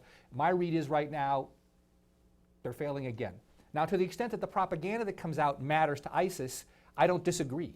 And there I think it's back to the point that I think David and I have made, which is the more we oxygenate this stuff, the better it is for ISIS. The more critically we look, though, at the local papers, at the local things, the more we find out that, wow, is this just branding? And that's what General John Campbell has called it, and I think accurately, in Afghanistan. It's a branding campaign that will only have traction if people look uncritically at what the claim is at this point. Now, as I put in the monograph, no government there can be complacent in South Asia or anyplace else. But I think the claims right now in Afghanistan are way overstated. I think there's a reason for that, and let me just lay the cards out here. I think there's a salubrious reason for that from my perspective, because I've been arguing for a long time in other writings that I've done that we need a larger U.S. military presence beyond 2016 to remain in Afghanistan, not so much because of ISIS, but because of the instabilities in South Asia and the potential for the jihadi cocktail to mix itself up again in western Pakistan and eastern Afghanistan, and as David's talked about, a rebranded al-Qaeda or a resurgent al-Qaeda come into coalition there. I think we need that presence there. Up until last year, though, friends, that argument has had no traction whatsoever in the American polity. You know where it started to have traction and why we're hearing on the radio today that the president is probably accepting the fact that we're going to have to leave more troops in beyond the end of his administration? It's because that he and President Ghani have been able to stand up and say that, yeah, there's some ISIS presence there. Okay? And so from that perspective, you know, I am both intellectually frustrated that this claim is being made, you know, but I'm personally gratified because it's galvanized enough attention for this administration and this Congress to say, yeah, we'll fund to combat ISIS, so we'll get the positive benefit maybe of the necessary support for the Afghan security forces and the intelligence operations that allow us, independent of the Afghan intelligence or the Pakistani intelligence, to figure out which cocktail of combinations of jihadists are coming together in this area, where our plan otherwise was to drop all of that by the end of 2016. So I think in that, my statement would be outwards of 5 years that you can see this still flying high, so 4 years from today, but as short a timeline as another 2.5 to 3 years if the very impatient people that actually populate ISIS start to see that there's not really this physical space being established in these other parts of the world. A question I'll pose, I guess, to you, David, though Tom and Harleen should weigh in as well if they like. Getting to this issue of branding, I mean, as we've heard, there are militants in many regions of the world that are staging attacks in the name of ISIS, even if they're not formally affiliated with the group. So the question is, I mean, shouldn't this in of itself be a cause for concern, this very strong brand, and one that perhaps could overcome setbacks to the group, to ISIS, as it tries to expand more formally across the world? How worried should we be about this notion of ISIS being such a flavor of the month and such a sexy brand for particularly impressionable young or older folks around the world? That's a great question. I think it should be a concern. And I think there's a few ways to look at this, but I'll focus in just on one. I think the question we should ask about their brand is, how did it become such a powerful brand? Why are people acting in ISIS's name so readily? And we can see a massive spike in lone wolf terrorism, that is, terrorism carried out by single actors, that has been caused by ISIS. In the first decade of the 21st century, across 15 countries, according to Ramon Spaija's study on lone wolf terrorism, you had an average of 7.4 lone wolf terrorist attacks per year across all ideological types in 15 countries. That is, jihadist, left-wing, right-wing, single issue, like anti-abortion. Last year, in those same countries, you had more attacks, lone wolf terrorist attacks than that were in the name of a single group, that being ISIS.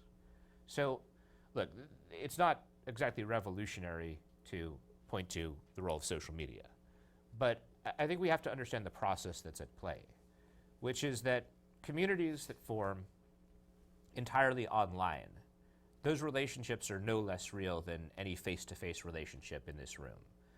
Psychological studies that have been done on relationship formation shows that relationships often happen more quickly online because you can get right away to that thing that matters to you. And almost certainly that's much more the case when your identity, or the identity you're grappling with, is one that is generally shunned. So if you're an ISIS, if you're a jihadist in 20 years ago, in 1995, and you live in Richmond, Virginia, or Columbus, Georgia, you might never encounter somebody else who believes what you do. Whereas now you can hop online, and if you're bad at it, in 10 minutes you can talk with someone in Raqqa who believes exactly what you do. If you're good at it, it'll take you about 30 seconds. So that's a big change. I think understanding the process of relationship formation and identity formation online is very important. And terrorism in general, the reason I talk about lone wolf terrorism is because terrorism has tended to be a group thing. Lone wolf terrorism is the anomaly. Generally, in order to get someone to carry out a terrorist attack, it's an extreme act to carry out. You may lose your life. You will probably lose your freedom. It tends to take a group that can deepen someone's extreme views, spur them on to action, and not allow the radicalizing individual to back out. Social media serves the role of that group. So what they've done is they have this very powerful apparatus to spur people on to action. And the reason why understanding this apparatus is so important is because it's going to be replicated. Now, there's other reasons why ISIS's brand is worrisome, but this is something that is genuinely new that they're doing. Kind of genuinely new. I mean, I will point out it's interesting that we missed out that this was going to come, right? You have more people who've mobilized to go to Iraq and Syria, 30,000 approximately, than who mobilized to South Asia during the entirety of the Afghan-Soviet War. That's remarkable. Part of it's a function of geography. It's easier to get to Syria than to go to South Asia. But it's a massive mobilization. It's interesting we missed out on this because we saw the exact same mobilization techniques used 4 years ago for the Arab Spring, for the revolutions. We talked about them incessantly, how people would mobilize over social media, and in Libya, revolutionaries created fake dating profiles on a dating website where they could communicate and coordinate action. Like, we talked about this, and we didn't see that the bad guys would use the same technologies that the good guys were using. So ISIS is unique, right? Because as Tom outlined and I outlined, I've never seen a group that's so eager to make themselves the proverbial mustachio-twirling villain. Right? They don't try to make themselves sympathetic at all to the average person. Like sexual slavery, yep, we did it. Genocide, Here's some beheadings. Here's some selfies with severed heads. I mean, they're a group that makes themselves as overtly disgusting as possible. But this technique that they're using, mobilizing via social media, groups that are bad but can make themselves be dressed up as more attractive, to an average person, they'll use them as well. We're going to see more mobilizing for violent extremist causes. And so let's focus on ISIS, yes. But let's also focus on the kinds of mechanisms that they're using, because there's no reason that only this one particular group that is comfortable being as evil as they can be is going to be the only one who can master these techniques. Interesting. Question, I guess I'll pose it to you, Harleen, because and it gets to the issue of responses, policy responses. You essentially ended your presentation by saying that the U.S. government needs to look at this broader threat as one in which both ISIS and Al-Qaeda are significant threats. So, we've heard plenty this morning about how current policies are not necessarily the best. How would you articulate the best one moving forward? And I guess perhaps as a side question, Tom, I'd be curious to hear your take. If you suggest that ISIS could conceivably flame out, should the U.S. then be taking a step back and letting it flame out? I'd be curious to get your take on that. But Harleen, if you want to start. Sure. The strategy or policy to defeat all ISIS and Al-Qaeda everywhere is easy question. A very easy question. Thank you. I appreciate it. I'll give a few perspectives or principles that I think can be applied to the question at large. The one is to point to what we're seeing occur in Syria, which we've talked about, which is a situation in which the US's almost entire strategy for engagement in Syria is defined as part of our anti-ISIS strategy. So our initial engagement with Syrian rebels was focused on not understanding what their cause was, or not understanding that they saw the fight against Assad as the most important thing, but rather assuming that if we equipped them and we trained them, we'd be able to get them to fight against ISIS.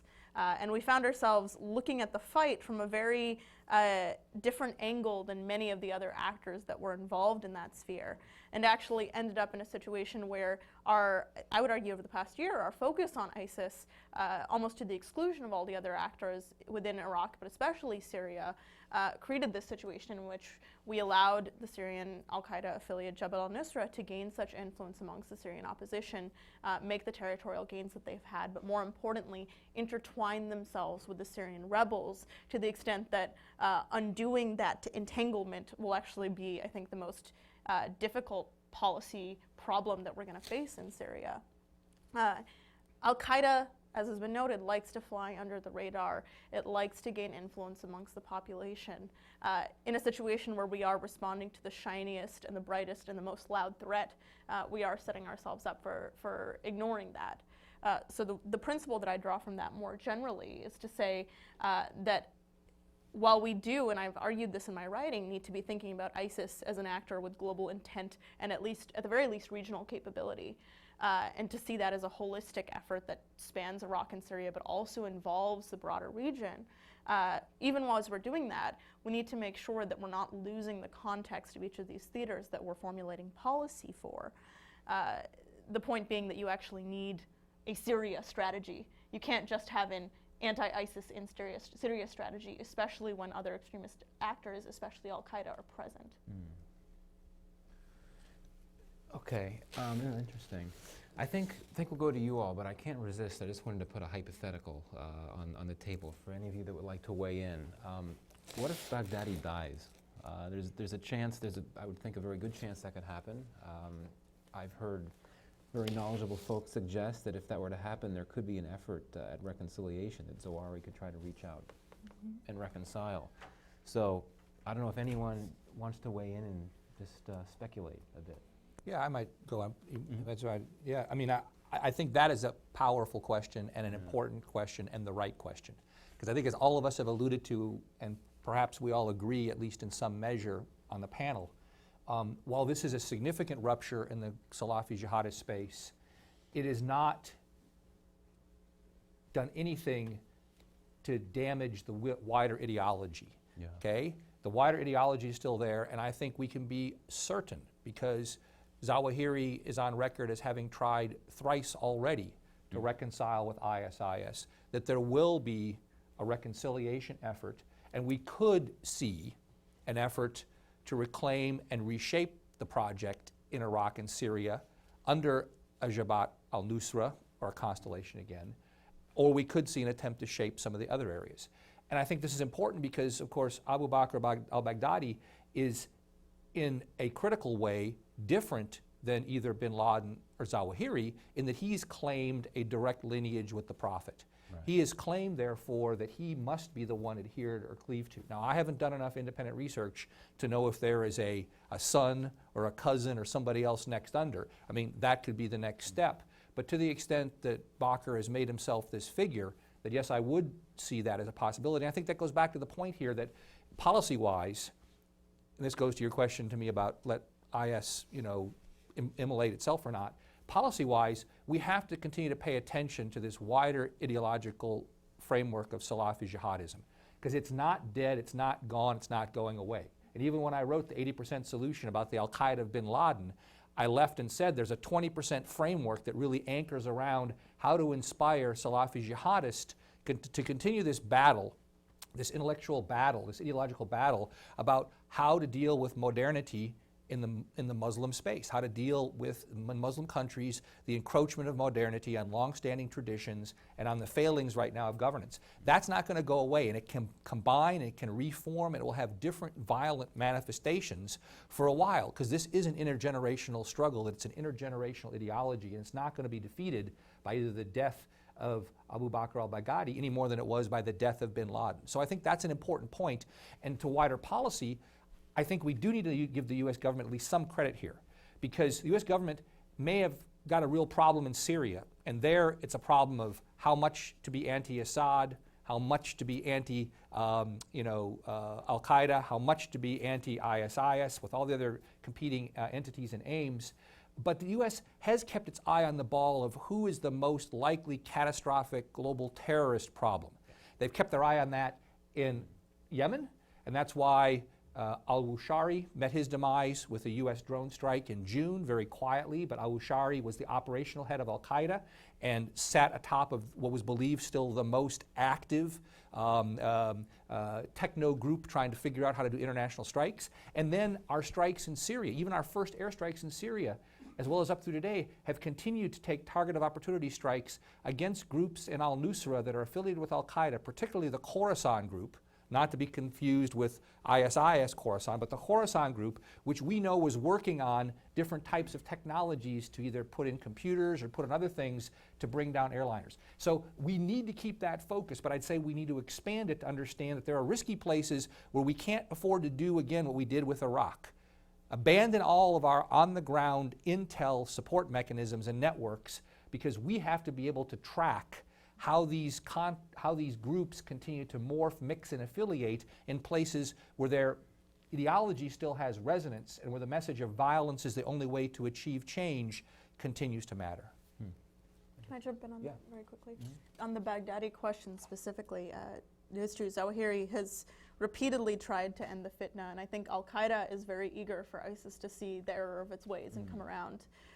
I'm not sure that the death of Baghdadi will actually be the event that causes ISIS to capitulate within that particular fight. I think serious blows to its territorial control actually is the more likely scenario for that. In terms of Baghdadi's influence, he is incredibly significant because he has been declared the caliph, because he is the ultimate ruler as far as ISIS sees the world.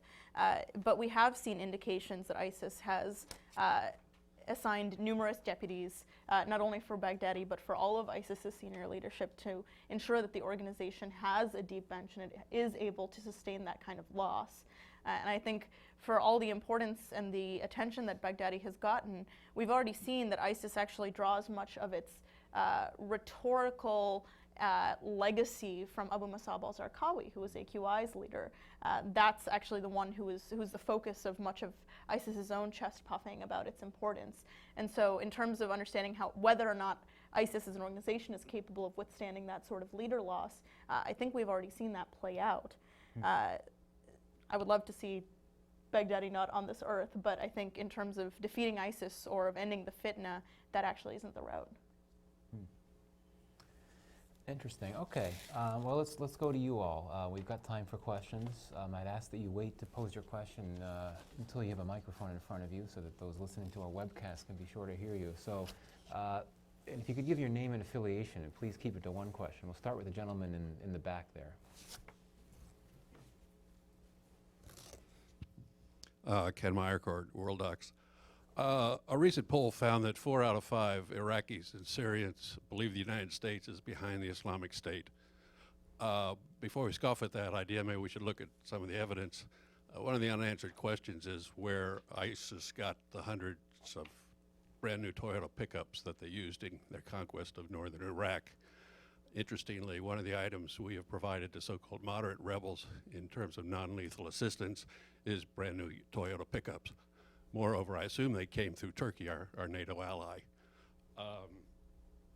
There's at least been one airdrop of weapons meant for those fighting the Islamic State that landed in territory controlled by the Islamic State. Supposedly a mistaken airdrop.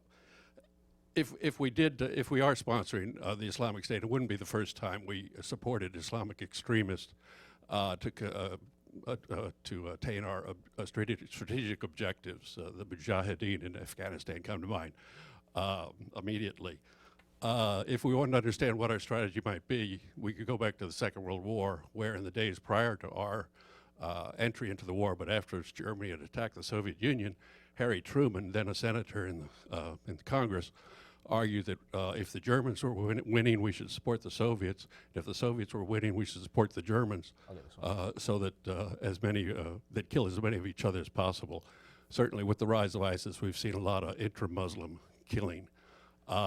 We may get an answer to this question soon, as the U.S. Treasury has belatedly decided to look into just how ISIS got all those Toyota pickups. What do you think they'll find? So I'll just quickly say I don't think the U.S. is behind the rise of ISIS. In terms of U.S. misdeeds, though, or kind of U.S. conspiracies, like, why not go for the one that's actually happening? I mean, like, this is the one where obviously I see in the regional press where this view is out there, but we actually are supporting Al-Qaeda. Like, the rebels we train actually are supporting Al-Qaeda. Like, that is actually happening. For ISIS, the conspiracy theory is just a little bit too clever by half. I don't see what we would get, especially because you already had fighting in the area, and then we did actually go to war with ISIS. There's a lot of things that don't fit in terms of the U.S. using ISIS to its strategic advantage. So, I think that we should just kind of go for the conspiracy that's actually there, because it's bad enough, right? If I could just weigh in on that, I wholly concur with David, but traveling a lot, as I do in South Asia and different places of the world, I mean, that conspiracy is out there, sir. I mean, you're reflecting what's out there. I see it an enormous amount in Syrian expats in Europe and in South Asia and other places who really feel that there has to be an explanation for why Assad came under such pressure and put under such problem, and therefore it had to come from a U.S. Kind of a plot. But I'm wholly with David. I mean, it's more accident than opportunity. And let's face it, ISIS in 2013, 2014 was the master of predation in Syria. Okay, Baghdadi sent back across the border all these guys coming out of prison camps. He got together what was left of the band, the gang of Al-Qaeda in Iraq, and they were good. They were practiced in the streets of Ramadi and Erbil and Mosul and places where I was in the 2000s, still in military uniform, and they went into Syria, this wild, wild west, and they not only attacked Assad's guys, they poached and pilfered the stuff that was coming in from different countries of the world to support the other Sunni Muslim groups that were trying to fight Assad, for literally we thought democracy, in reality for survival, of themselves. So I think it's important to acknowledge where that comes from and that it's out there, but kind of where it's come from as well. To David's point, though, I just wanted to throw an item out here since he and I have perhaps agreed on more than we even anticipated we would coming in here. I detect a tone in his comments about the support of Al-Qaeda that the U.S. is undertaking right now as being an important one. And I say this as a guy who 2.5 to 3 years ago started saying in writing that the real game in town to counter Assad and to then counter ISIS was going to be other Salafi jihadist groups, all right? And we in this country, because of our own political processes, our other factions, our other voices, moral-based voices, well-intentioned and good voices, I might add, have tried to distance ourselves from that kerfluffle. Because there are problems with interchanging of ideology, et cetera, et cetera. Let me just tell you that my Gulf Arab contacts and friends have not been constrained by that, okay? And they have been supporting not ISIS directly. I mean, many of those that did abandon that, I'm convinced from my research 2 years ago. Yeah.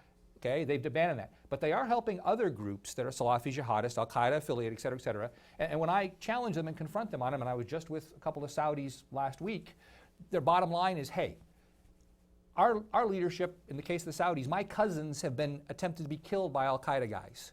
We know Al-Qaeda. We're not in favor of Al-Qaeda. But whether it be in Yemen or in Syria, we're going to find guys that are effective in taking out the Houthis in Yemen. We're going to find guys that are effective and can win against first ISIS and then against Assad in Syria. And we're going to support them, and we're going to do it with or without you Americans. And we've been without them, and they've been mad at us for a while. I think now our policy, while we're not necessarily with them, I think we're turning a blind eye in enough places that David is right. We are certainly indirectly, if not directly in some cases, helping these guys. But I just don't know in this morality play if there's any other alternative right now. But the Arabs that I know will say, hey, this ain't 2004. Don't think we're going to sit back and let Al-Qaeda become the big boogeyman just because we're taking on ISIS. Now, they may be wrong, but in one sense, I think they're right. It's not 2004. They have enough personal experience what happens when Al-Qaeda gets too strong. It's just that right now you're playing one bad set of cards against another worse set of cards. Polly.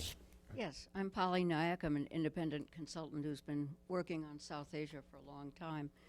My question concerns the possibility that ISIS will demonstrate a learning curve, that it will actually adopt practices that are different from those we've associated with it to date, and what sorts of changes it might make that would prolong its survival beyond what we've primarily focused on. I certainly take the point, I've heard what each of you has said, that ISIS contains the seeds of its own destruction. But we have seen groups adapt and change and learn and survive. And I wondered what that might look like in your views were it to happen. Good question.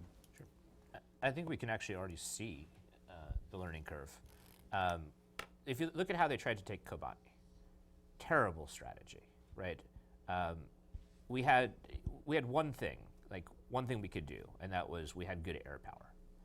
And you can get around an air power advantage, but they moved in with rows and rows of heavy armor that played right into the U.S.'s rules of engagement. There was no place that this heavy armor could have been going other than Kobani to try to take the city. And so airstrikes rained down from above, and they lost at least 1,000 fighters trying to take Kobani for an extended period. Compare that to what they would later do when they did capture Ramadi and capture Palmyra, and that demonstrates a learning curve. They started to use the military tactics that were successful previously. That is, lighter forces, more mobile, rather than trying to fight like a conventional military, which doesn't play to their strength. Secondly, you might see them over time try to fight on fewer fronts, try to consolidate their battlefields, reaching treaties with some groups, or at least some sort of accommodation. You can see a little evidence that they're trying to do this, but I think the evidence, the bulk of it is against that. I mean, you have obviously this recent awful terrorist attack in Turkey, which has ISIS's fingerprints all over it. They are certainly the most likely perpetrator, and if so, then they are continuing to open up fronts.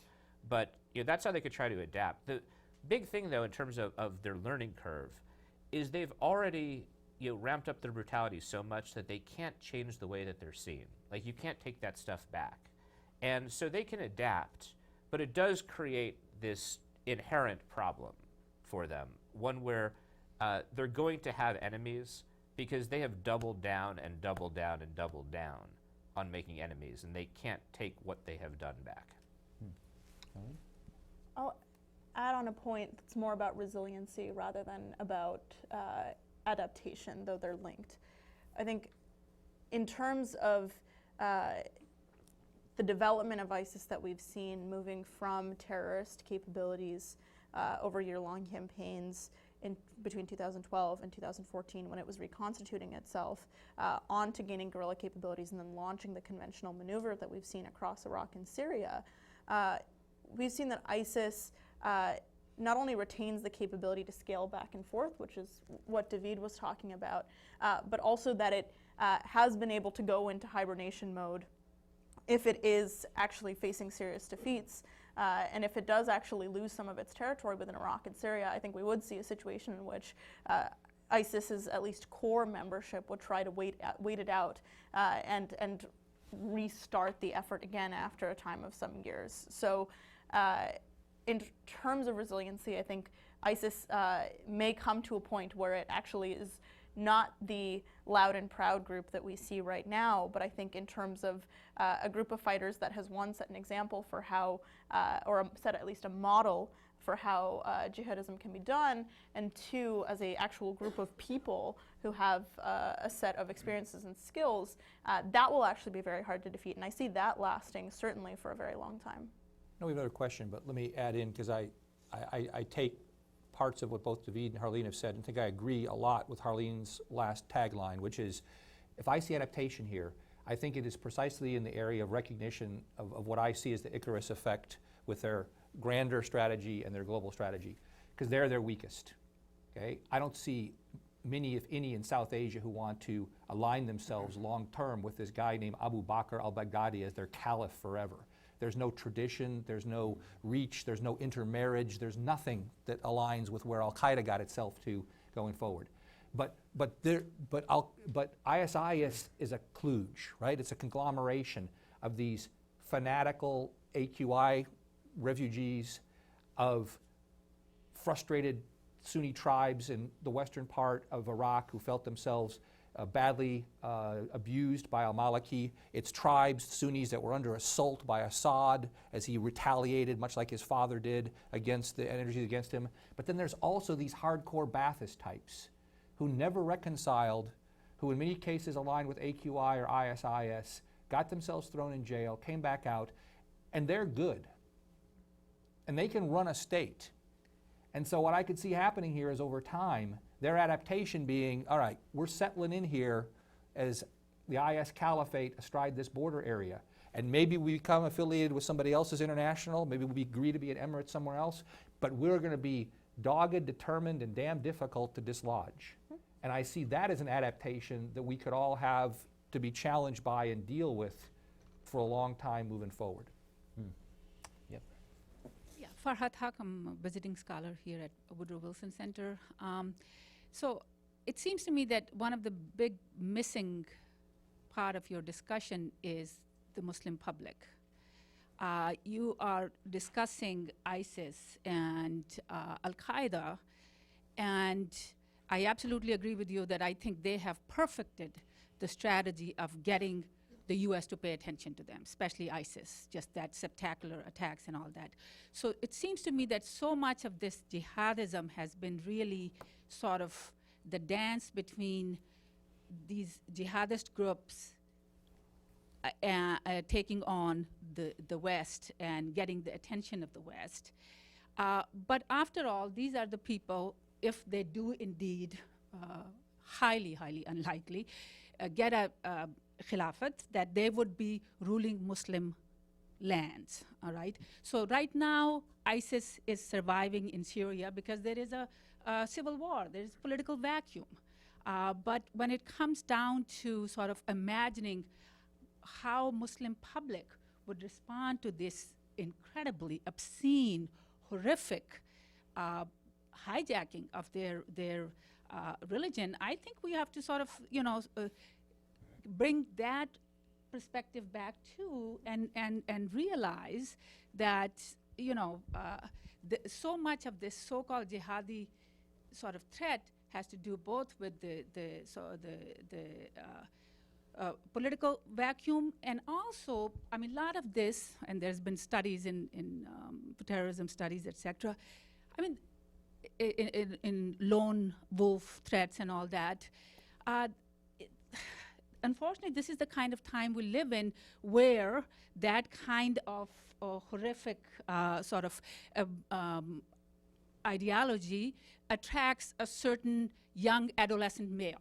I mean, we do have and now unfortunately some women too, and we can do some, but there's a profile of the kind of people that it attracts. So my point is overall that it's,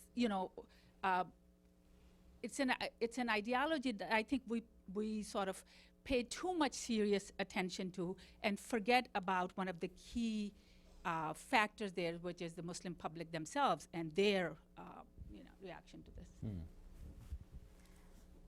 Thank you very much for bringing up that point.